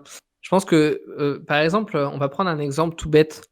Euh, euh, Admettons, j'ai envie de me mettre À la à peinture. l'œnologie, Mhm. par exemple, ou à la peinture, si tu veux, à la peinture. Bah, déjà, la première chose, c'est, on en a parlé, YouTube. Il y a énormément d'endroits où tu peux trouver des informations et où tu peux suivre déjà les premières pratiques. Après, admettons, tu as déjà un bon niveau en peinture. T'as déjà, parce que tu t'y mets pas sans. Je pense que si vraiment tu as envie de t'y mettre sérieusement, c'est que déjà tu peins un petit peu. Moi, je me suis mis à l'impression 3D parce que j'avais déjà fait de l'impression 3D, j'avais déjà des connaissances. Je suis pas parti de zéro. J'avais déjà Mhm. des connaissances, j'avais déjà un attrait, ça me manquait. J'avais juste besoin de rattraper un petit peu mon bagage. Dans ces cas-là, bah, c'est s'orienter. En fait, on sait où est-ce qu'on peut trouver les informations. On sait vers qui s'orienter. Et surtout, euh, je pense que les gens, ils savent qu'aujourd'hui, c'est plus un secret que si jamais tu as envie de partager ton art ou de partager ce que tu fais, bah, ça passe par les réseaux sociaux, ça passe par Internet, ça passe plus par la presse ou ça passe plus par, tu vois, des magazines et tout ça. C'est vraiment Internet et les gens, maintenant, c'est pour cette il y a une catégorie de personnes qui le savent, mais qui ne vont pas forcément vouloir franchir le pas, soit par peur, soit par crainte d'être jugé, soit par penser que bah en fait c'est pas assez bien. Et alors en fait tu sais, c'est la quête de la perfection ou la quantité versus la quantité. Quand on parle de vidéos YouTube, tu sais, il y avait un grand débat en 2018 là-dessus sur l'algorithme. Qu'est-ce qu'il préfère? Est-ce qu'il préfère une vidéo longue de 40 minutes qui a mis 6 mois de production, ou est-ce qu'il préfère une vidéo toutes les semaines? Moi, je pense que enfin, en tout cas, la quantité sans hésiter, parce qu'en fait, on peut pas, déjà, la perfection, ça n'existe pas, on peut pas l'atteindre, et en fait, on trouvera toujours des choses à redire. Par contre, en faisant beaucoup, beaucoup, beaucoup, beaucoup, c'est comme ça qu'on apprend. Et surtout en faisant beaucoup, beaucoup, beaucoup d'erreurs. Et donc, si on a la chance que chaque chose qu'on fait, c'est une erreur, bah, en fait, c'est chaque chose qu'on fait, on apprend. Et c'est pour ça que j'ai beaucoup de retours même de gens qui m'entourent et de ça, qui me disent non, mais c'était bien, mais ça aurait pu être mieux. Je fais, ben, j'espère bien que ça peut être mieux. J'espère bien qu'on peut mieux faire, parce que si je peux pas mieux faire, c'est-à-dire qu'il faut que je fasse autre chose. Ouais. Et oui, on peut mieux faire, on peut toujours améliorer, mais l'important, c'est de l'avoir fait une première fois. Et le fait d'une première fois, on le fait une deuxième fois. Et on fait une troisième fois. Et en fait, c'est vraiment, c'est là que tu apprends. Parce que si tu le fais, c'était pas bien, attends. Et en fait, on reste dans une paralysie, en fait, qui est toxique et qui est dangereuse pour beaucoup de gens, je pense. Ouais, beaucoup de Et, gens. et c'est normal, je pense que ça s'adresse beaucoup aux gens qui s'intéressent au personal branding, parce que très souvent, quand on est seul avec sa créativité, et beaucoup de gens qui veulent prendre soin de leur personal branding sont des créatifs qui veulent partager justement leur image de marque personnelle pour ça, et ben ils ont souvent cette petite voix qui peut leur dire mais attends, ça peut être mieux. Oui, ça peut être mieux. Mais partage-le quand même. Montre-le au monde. Bah après, les skills aussi, c'est de, même si c'est du company branding, de le rendre personnel dans la manière d'interagir avec les gens. C'est ce que tu disais hier et ce que tu vas faire aussi avec vrnco.paris plutôt. C'est exactement ça. C'est exactement ça. C'est le fait de le rendre personnel, le fait de créer un lien direct avec les gens, même si c'est une entreprise. Et moi, quand je parle de personal branding, c'est que toute cette théorie toutes ces théories, elles s'appliquent pas forcément que au personal branding. Elles s'appliquent à tous les gens qui veulent communiquer de manière générale. Et en fait, moi, je pense que le personal branding, c'est quelque chose qui a un succès, comme on l'expliquait hier. C'est-à-dire que soit tu as une entreprise qui s'appelle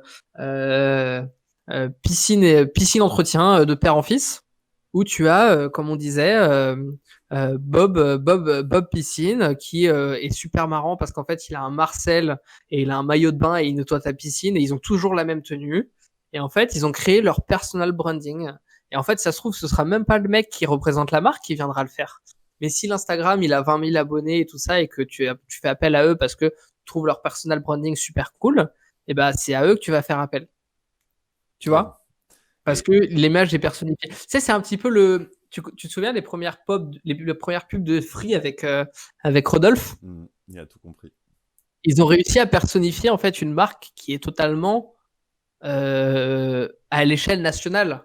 Ils ont réussi à faire un personal branding. Ce mec, c'était le mec de la pub de Free. Mm. Tu vois ce que je veux dire? Ouais, clairement. Parce qu'ils savaient qu'ils avaient réussi à créer un contact avec une personne. Ouais. Mais en fait, faut pas voir le personal branding comme quelque chose de forcément impliqué à soi. C'est-à-dire que c'est vraiment un moyen de créer du lien avec des gens, quel que soit ce qu'on fait. Ouais, Il y moi a, il y a j'ai il y a- l'impression, plus on en parle, que c'est une recherche d'authenticité, une recherche Bien sûr. de lien, de connexion, effectivement, et effectivement de transmettre ouais, son unicité. Et comme je t'ai envoyé, c'était le carrousel, c'est-à-dire d'unicité aussi. Chacun est unique, et je pense que c'est pour ça que c'est un peu, ça a le vent en poupe en ce moment, le personal branding, puisque effectivement, bah voilà, on met de l'importance sur qu'est-ce qu'on met en lumière et comment on le met en lumière. Bah, mais moi, je pense que justement, je pense que même va peut-être y avoir. Euh, c'est le moment, tout le monde a la possibilité de justement montrer ce que les gens font et que ce soit accepté. C'est-à-dire qu'il y a maintenant 5 ans, tout ça, c'est bizarre, c'est quoi les réseaux sociaux, c'est juste pour perdre son temps, c'est pas, alors qu'aujourd'hui, c'est beaucoup plus accepté. C'est beaucoup plus accepté que, bah ouais, si tu as un véritable talent, peut-être que tu peux faire quelque chose. Et je pense que ça va juste continuer d'être de plus en plus, grâce à des plateformes comme TikTok, hein, même s'il y a beaucoup de côtés négatifs à cette plateforme, elle a un côté positif, c'est de permettre ça pour beaucoup de personnes qui peuvent justement, grâce au potentiel viral de l'application, et au juste qui est, alors il y a, grâce au potentiel viral de l'application et à leur business model qui est adapté à cette méthode de communication, parce que bien évidemment c'est pas forcément adapté à tous les business models, ils arrivent à avoir une entreprise pendant le confinement qui marche super bien en fait. Et ça c'est génial.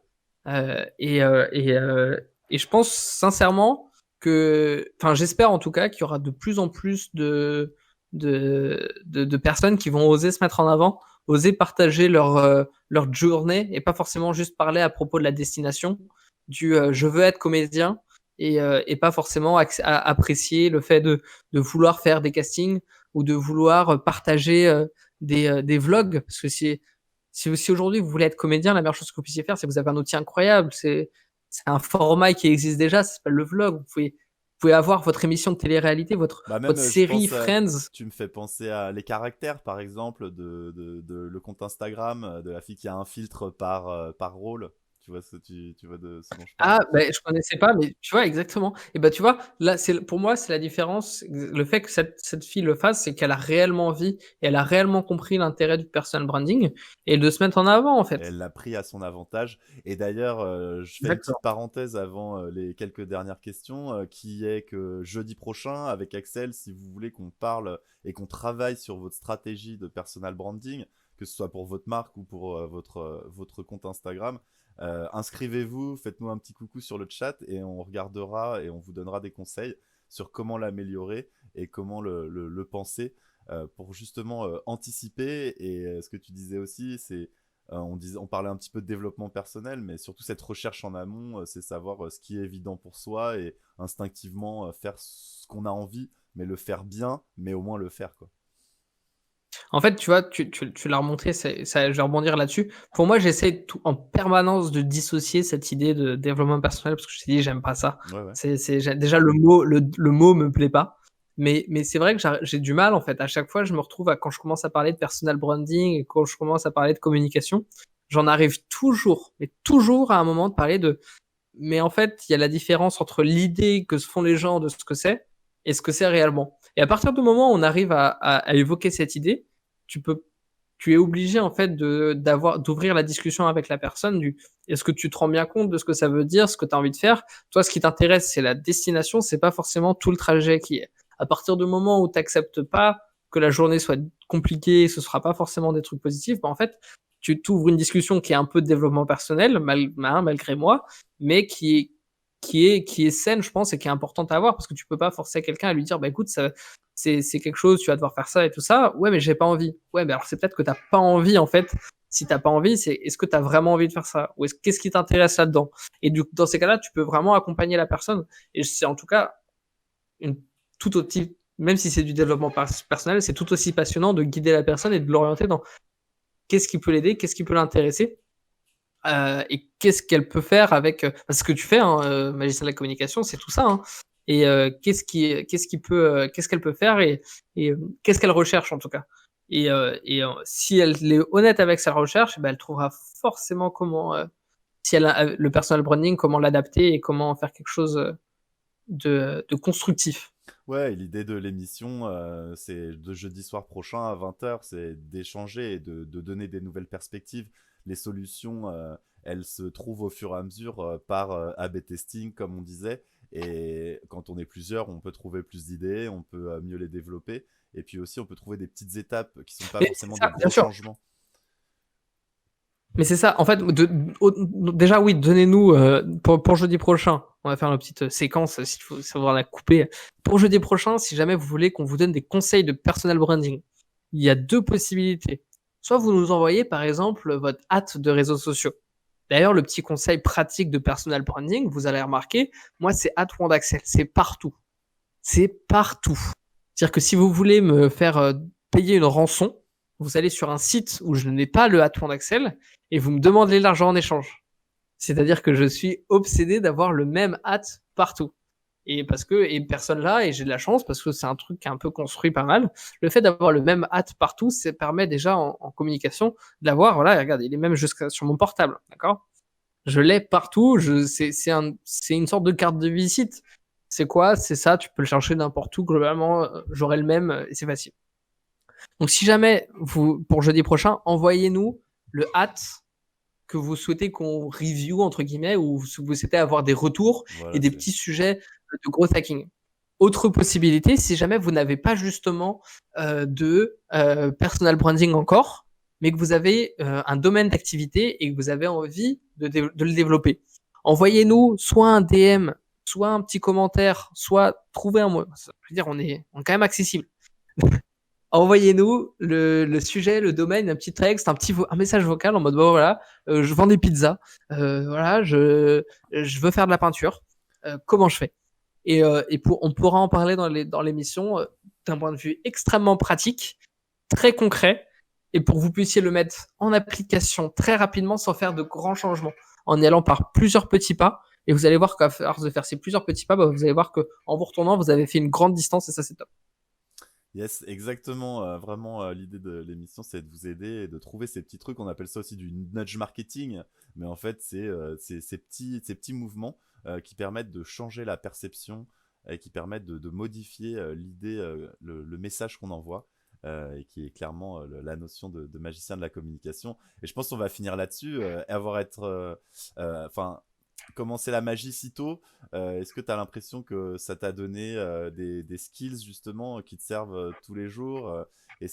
Comment est-ce que tu vois la magie de la communication? Qu'est-ce qui fait la différence en fait? Euh, je sais pas si c'est le fait, je rêverais pas à dissocier le fait que est-ce que c'est grâce à la magie que j'arrive à penser comme ça? Mais je pense qu'il y a un réel côté magicien de la communication. Pour moi, il y a un côté évident. Bah ouais, en fait, un magicien. En fait, c'est ce qu'on disait hier dans l'émission. La magie, c'est l'outil parfait. Bien, la bonne magie, je parle, tu vois, pas forcément juste la magie faite sur mesure. C'est ça qui est cool avec un Wonder. La magie adaptée, c'est un excellent outil. Par exemple, pour les réseaux sociaux, c'est top de faire la magie sur les réseaux sociaux parce que c'est adapté, c'est court, c'est rapide, c'est visuel, c'est impactant. Euh, donc en fait, il y a quelque chose il y a un côté de communication en fait avec la magie. En fait, où n'importe quelle personne dans le monde, si tu lui fais quelque chose qui n'est pas qui est magique, et ben en fait, il y a quelque chose de réel en fait qui est un peu universel. Et je pense que c'est la base de la communication en fait, de vouloir faire quelque chose d'universel sur lesquels on peut tous comprendre. Ok, ça là, c'est magique. Ça c'est pas possible. Ou ça c'est fou. Ou ça c'est, tu vois ce que je veux dire? Et ben en fait, à partir du moment où tu arrives à avoir quelque chose d'universel comme ça, tu arrives un petit peu à mettre toutes les personnes à peu près au même niveau de communication, sur la même fréquence, tu vois. Et si tu commences du coup à communiquer avec les gens, et s'ils sont tous sur la même longueur d'onde, et ben ça se passe tout de suite beaucoup mieux. Parce que si jamais chacun part avec ses idées d'un côté, de l'un, de l'autre, du truc, à droite, à gauche, en fait, personne va se comprendre. Par contre, si tu arrives à les mettre tu commences par un tour de magie, tu commences par les mettre, ok, on va commencer par être tous éblouis, on va commencer par ou par tous s'impressionner. Et ben en fait, là, tu vas dire, ok, en fait, on est tous au même niveau. Et là, après, on peut commencer à communiquer parce qu'en fait, on est tous sur les mêmes fréquences. Ouais, c'est vrai que c'est un outil universel, la magie, effectivement. Et après, moi, je pense que dans le personal branding, ce qui est magique aussi, c'est de mieux connaître les mécanismes pour moins les subir, en fait, et pas être un watcher. Je pense que c'est là-dessus qu'on va un peu finir. Toi, tu as choisi d'être un player et tu nous as montré que bah, tu le faisais sous plein de formes. Et c'est vraiment J'essaye. incroyable. Alors, moi, je veux rassurer les gens. Vous pouvez, c'est pas aussi noir et blanc, hein. Vous pouvez, j'essaye d'être un player, mais il m'arrive d'être un watcher. À partir du moment où tu essayes, je pense, d'être un player, et ben en fait, Tu as plus de chances d'y arriver que c'est si tu déjà n'essayes pas. de chances d'y arriver que si tu choisis de juste être un watcher, en effet. Mais en effet, ouais, en tout cas, ça me touche que tu le dises. Ça me fait très, très plaisir et ouais, en tout cas, j'essaye d'être un player et on va voir ce que ça va donner. En tout cas, je suis au tout début et comme je t'ai dit, ça se fait pas en 5 ans ça se fait en pour moi, de toute façon, j'ai toujours dit, hein, quand j'ai commencé Divisiacus, qu'on me disait: «Mais ça sert à rien ce que tu fais», je leur disais: «Mais attendez, si ça marche sur 10 ans. C'est pas une question de commencer ça et de dire que ça marche dans 1 an ou 2, hein. Ce que je fais, c'est un pari, c'est sur 10 ans. Donc je préfère parier sur 10 ans et voir ce que ça va donner que pas être content et pas l'avoir essayé. Après, je pense que ça, en magie, on est habitué aussi. C'est-à-dire, moi, j'ai des moves où je me suis dit, bon, bah là, dans 6 mois, 1 an, peut-être j'y arriverai. Et puis, il y en a qui m'ont pris 2 ans. C'est Et ça, du coup, c'est un peu investir sur l'avenir en se disant, tiens, mais pourquoi j'ai envie de faire ça? Bah, parce que je trouve ça joli et que ça me plaît de regarde, travailler à y c'est ça. arriver. Mais regarde, je préfère passer ma vie à essayer d'être tu vois? Et encore, j'ai la chance justement de pouvoir travailler avec Adon Wonder, tu vois? Mais j'aurais préféré passer ma vie à essayer d'être magicien et que ça me fasse kiffer d'essayer et que ça me fasse kiffer de pas y arriver, mais juste d'apprécier la journée que de en fait, être frustré, d'être en mode: «Bah ouais, mais en fait, je préférais essayer, en fait». Même si ça marche pas, je préférerais essayer, quoi.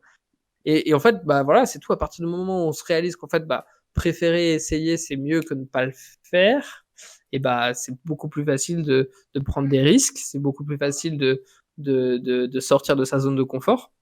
Et puis regarde, au moment où j'allais arrêter la magie, je suis performeur, je me fais expulser de Chine, je suis en mode: «Mais attends, c'est bon, c'est pas fait pour moi». Regarde, Add-on Wonder, pile au moment où tu décontractes le muscle, ça arrive C'est parce que, bah, ouais, c'est toujours au c'est moment où tu le essayé, recherches pas que ça vient de toute c'est façon. ça. Et c'est vrai que quand tu mets tous tes œufs dans le même panier et que tu forces, bah, ça a un peu, Bah, ouais. ça a du mal Ouais, à c'est moi je vois ça passer. comme un muscle. À partir du moment où tu contractes, tu contractes, tu contractes, tu décontractes jamais ce muscle, en fait, tu vas jamais le muscler, en fait. Ouais, Si tu restes tout le temps contracté, ouais. il va jamais se muscler. Faut vraiment le faire travailler et c'est ce que je fais, tu vois, avec la magie, là, j'en fais beaucoup moins, mais je sais que quand je vais revenir avec de l'impression 3D dans la tête, de la VR dans la tête, je vais revenir avec des trucs totalement nouveaux et je vais pas y revenir avec le même œil et c'est ça qui sera encore plus fort. Ouais, trop bien. Bon, bah écoute, merci encore hein, pour cette interview, pour hier avoir animé Bah, j'espère l'émission. avoir été à la hauteur de l'émission. Bah écoute, ouais, on en a appris plein sur ton parcours, tous ces métiers et tout. C'est vrai que voilà, ça fait voir plein de choses différentes. Et maintenant, on voit que bah, t'es à fond sur tes passions. Et c'était vraiment aussi le thème, vivre de ses passions grâce au personal branding. Donc je pense que si vous voulez des cas concrets et encore plus de tips, ben, ça se passera jeudi prochain à 20h. Et du coup, comme vous disait Axel, envoyez-nous votre hâte, envoyez-nous votre projet, on en parlera ensemble.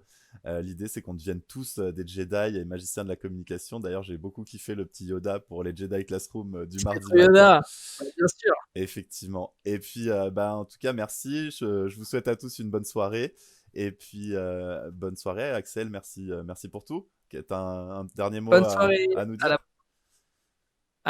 et bah et continuez de rêver et si vous avez un rêve, essayez de le réaliser, sincèrement, du premier degré. C'est pas cheesy, c'est pas niaiseux, c'est sincèrement.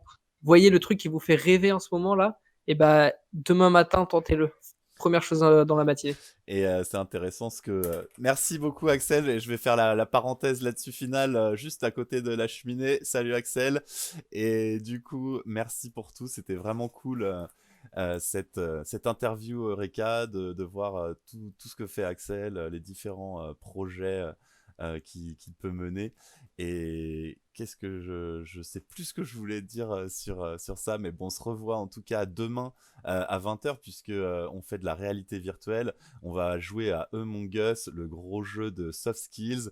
C'est assez intéressant de voir comment on va se déplacer. Est-ce qu'on va réussir à être imposteur? Est-ce qu'on va réussir à s'en tirer? En tout cas, je vous montrerai ça. C'est un gros jeu phénomène du moment. On peut jouer sur PC, sur tablette, sur téléphone aussi. C'est gratuit. Mais demain, on ira dans le casque VR. J'ai mis un post sur un groupe VR Facebook. Et du coup, il y a beaucoup de gens qui ont pu répondre. On a beaucoup pu échanger. Ils m'ont donné leurs bonnes pratiques et comment ça pouvait être bien. Donc voilà, je vous donne rendez-vous demain à 20h. Et puis, je vous souhaite une très très bonne soirée. et puis continuer d'apprendre. Et voilà, ça y est, j'ai retrouvé ce que je voulais dire et c'est une très bonne fin pour ce soir. J'ai mis sur mon premier live une intro où la personne m'a dit quelque chose qui a beaucoup résonné en moi, m'a beaucoup touché. Et elle disait I have a dream, I know that's a dream, it's maybe not gonna happen, but that's my dream. Bonne soirée, à très vite. Ciao, ciao, à demain.